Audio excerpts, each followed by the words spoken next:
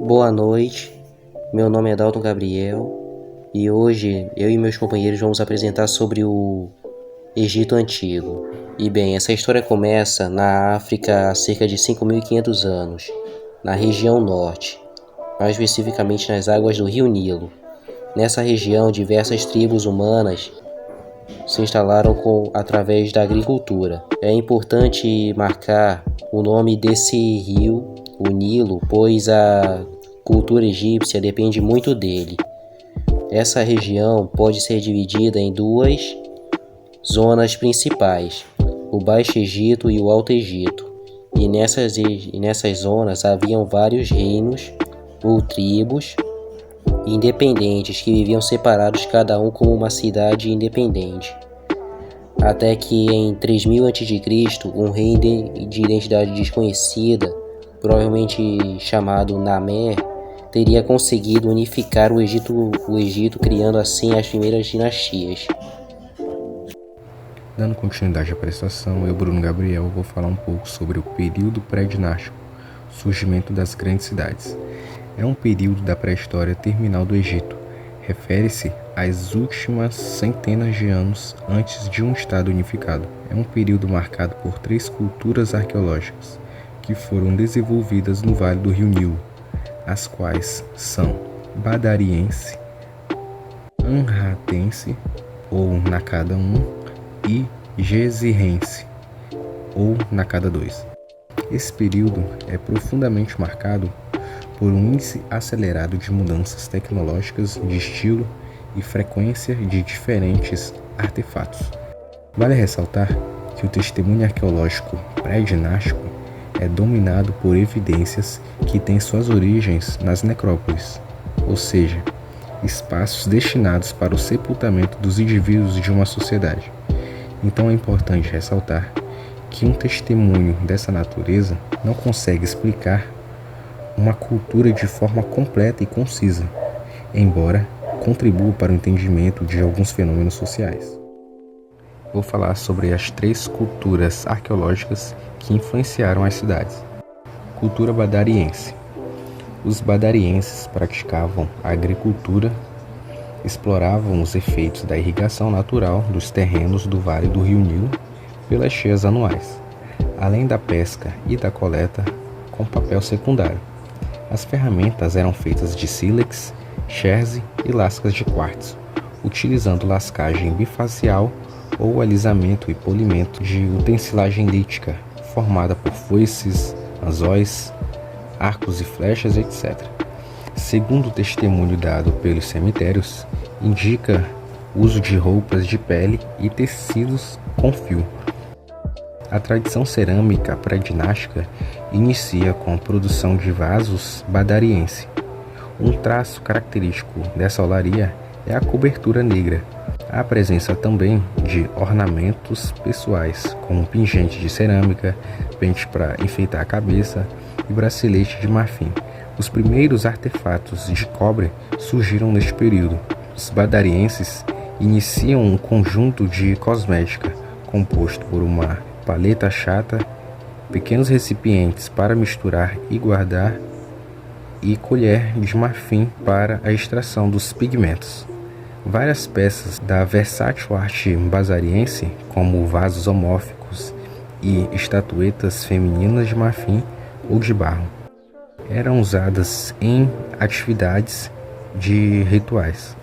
As colônias badarienses eram pequenas e tinham seus respectivos cemitérios, e os cadáveres eram colocados de lado em uma posição contraída. Conjuntos arqueológicos anratenses, ou Nakada I, dá continuidade à sequência pré-dinástica.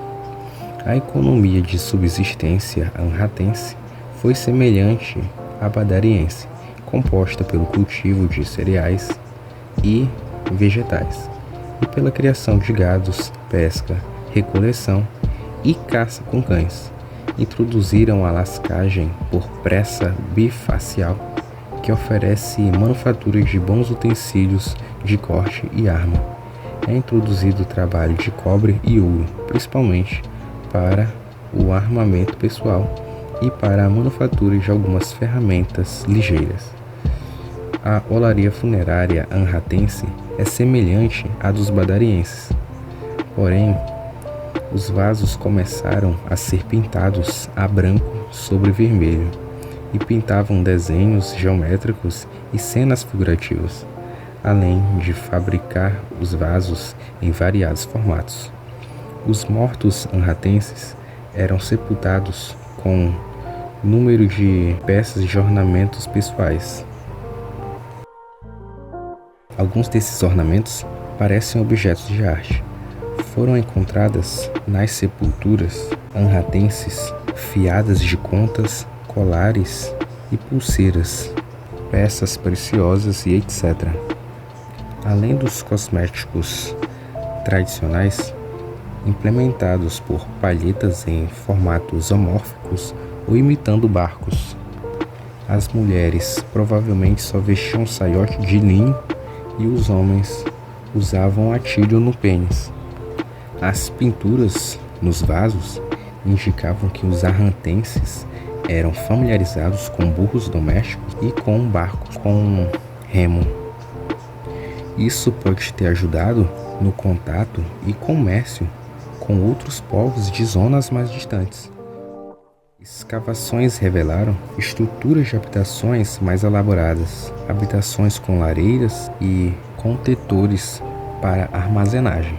Os anratenses praticavam cerimônias rituais. A partir dos tempos anratenses, começa a existência de grupos sociais no Alto e Médio Egito. Muitos cemitérios dessa época foram usados de forma contínua até mesmo no Império Antigo.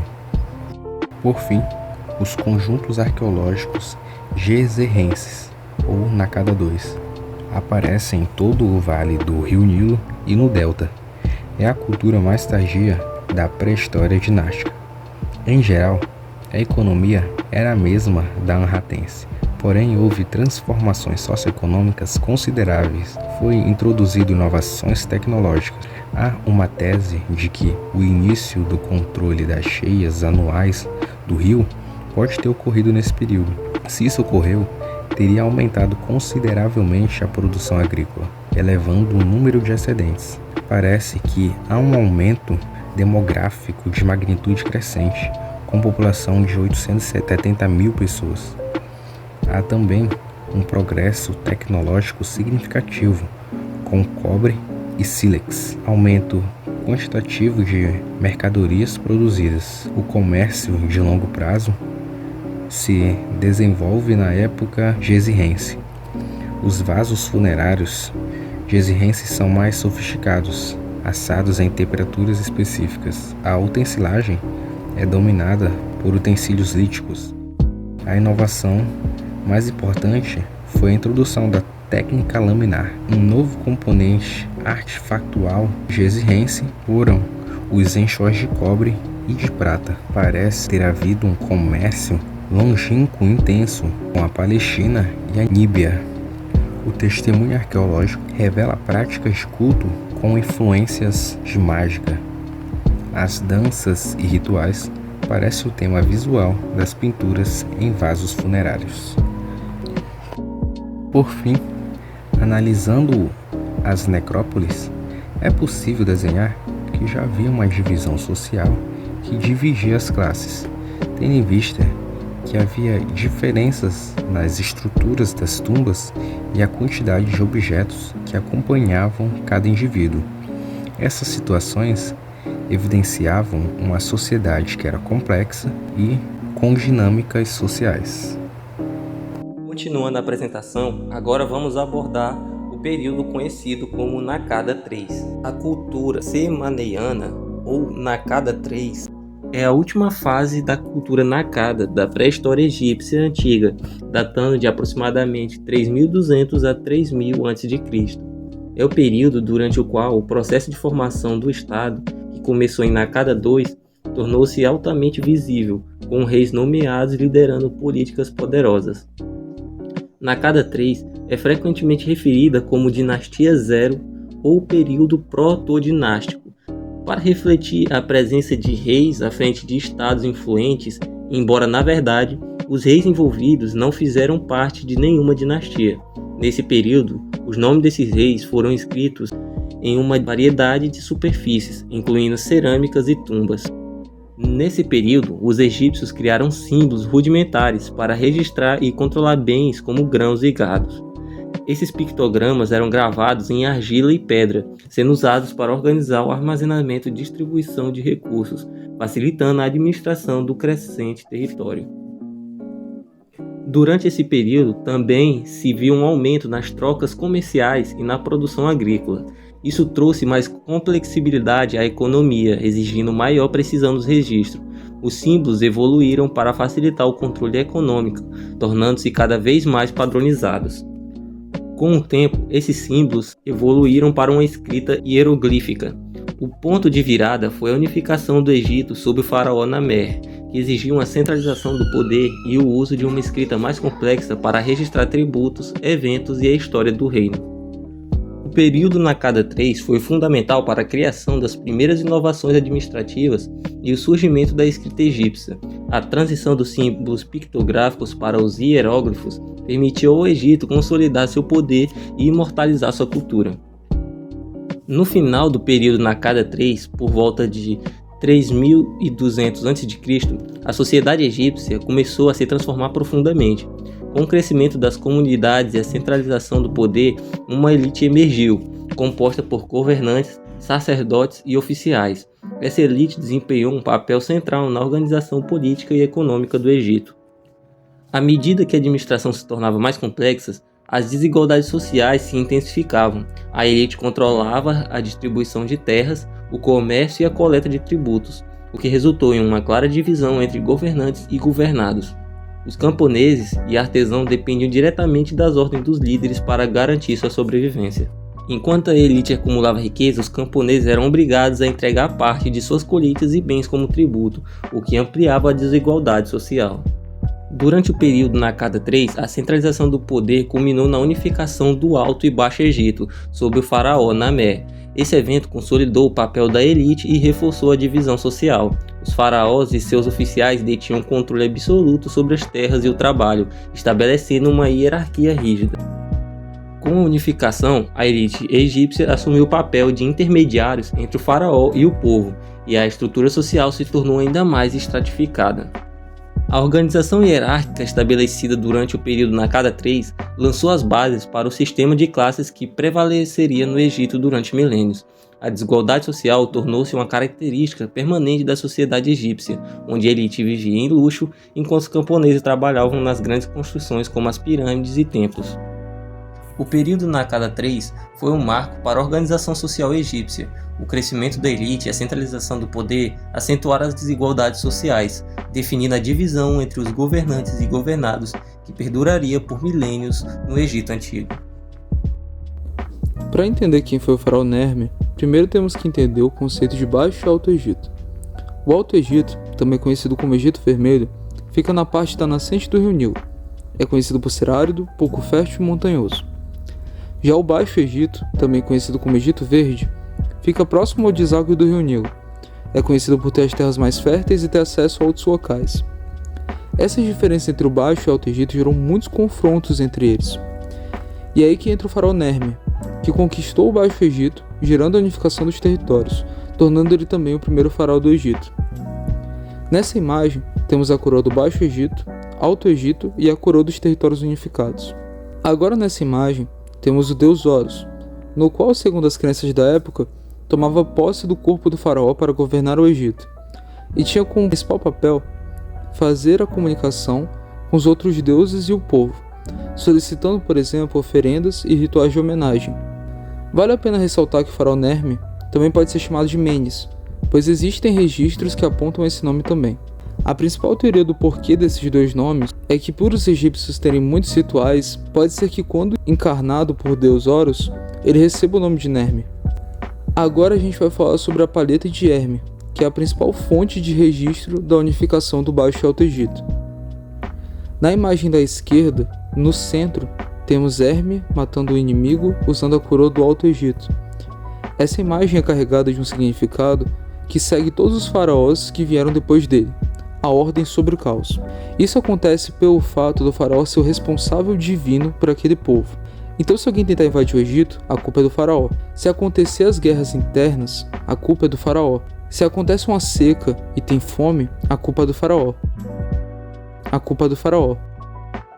Então cai sobre ele a responsabilidade de se comunicar com os deuses para evitar esse tipo de situação. Além disso, também significa a dominância do povo do Baixo Egito. Além disso, também vemos no canto superior direito o falcão, que é o que simboliza o deus Horus.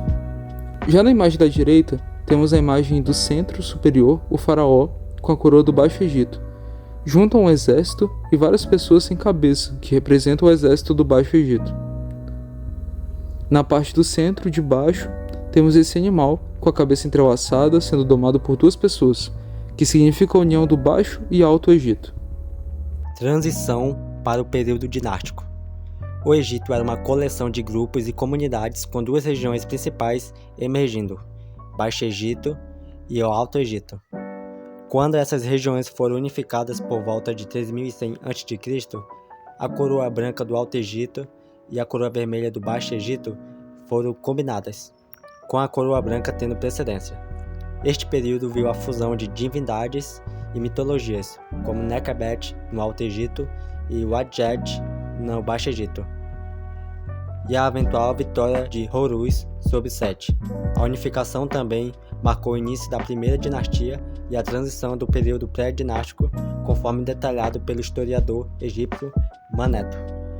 A primeira dinastia começou em Mênfis, com Menes, considerado o primeiro faraó, e ficou marcada por importantes conquistas culturais. Este consolidou o direito de acesso ao trono, e instituiu e reforçou as antigas tradições governamentais e religiosas que se tornaram a herança do Egito. O papiro, a escrita e o calendário já estavam em voga, e o sistema de medidas, a matemática e a astronomia eram bastante praticadas. Censos e impostos, assim como o restabelecimento das fronteiras após as inundações anuais do Rio Nilo e o desenvolvimento de novos instrumentos astronômicos levaram a nação a atingir um novo nível. Os documentos históricos que nos chegam desta época são escassos, reduzindo-se a alguns monumentos e alguns objetos que ostentam o nome dos governantes. A chamada paleta de Namé é, sem dúvida, destes objetos o mais importante e mais discutido.